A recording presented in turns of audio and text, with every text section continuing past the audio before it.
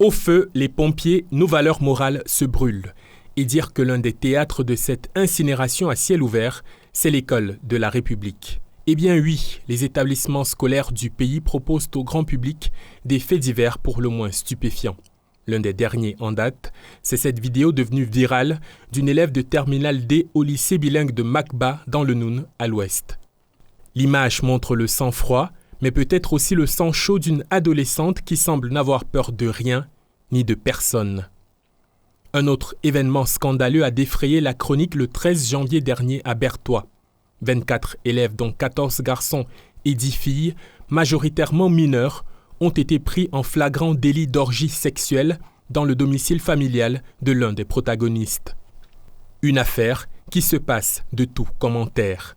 À Douala, enfin, un fœtus a été découvert dans les toilettes d'un lycée de la place. Une élève, après avoir fait une fausse couche, l'y aurait abandonné dans la panique, selon la presse.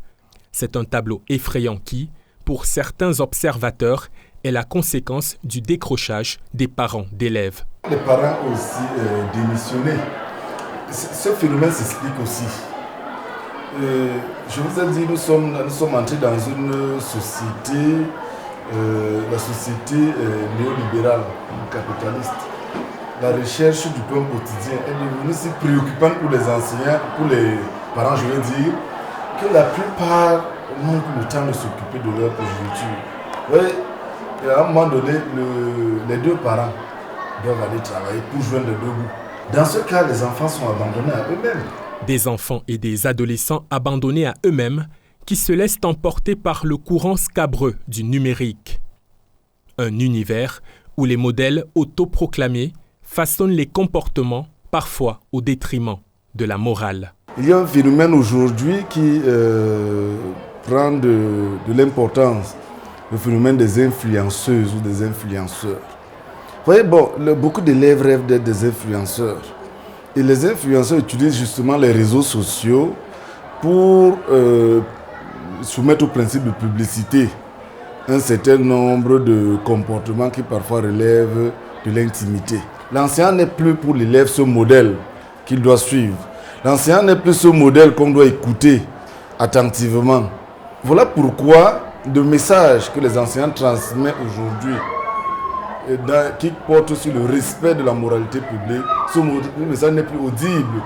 Face à cette situation, la République est en alerte. Les experts croisent leurs arguments sur les plateaux de télévision et dans les colonnes de journaux. Certains parlent de refondation de l'école, d'autres convoquent la réhabilitation du bâton, radié de son duo emblématique avec la carotte. Je me souviens, nous, quand on faisait l'école primaire, quand on nous donnait le devoir à faire à la maison, on sait que si le matin je me présente à l'école devant le maître, devant l'enseignant, sans avoir fait mon devoir, j'ai au moins 15 coups. Et du coup, quand je pense qu'on va me fouetter, j'oublie.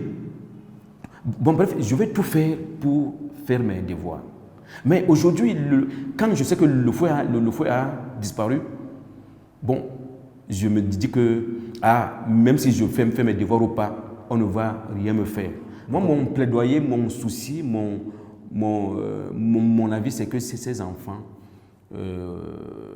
puissent changer. Mais pour qu'ils changent, il faut qu'on revoie les règles de jeu, les règles d'encadrement de ces enfants. Tout compte fait, la chaîne de responsabilité est longue. Mais une chose est certaine, la question de l'encadrement et du suivi des adolescents demeure la clé de cette équation. Et peut-être aussi la création de nouveaux modes de correction assortis à la promotion du mérite. Le but, resanctuariser l'école et la formation scolaire avec l'espoir que les élèves et leurs parents prendront conscience des enjeux de leur exemplarité pour le plus grand bien de la République.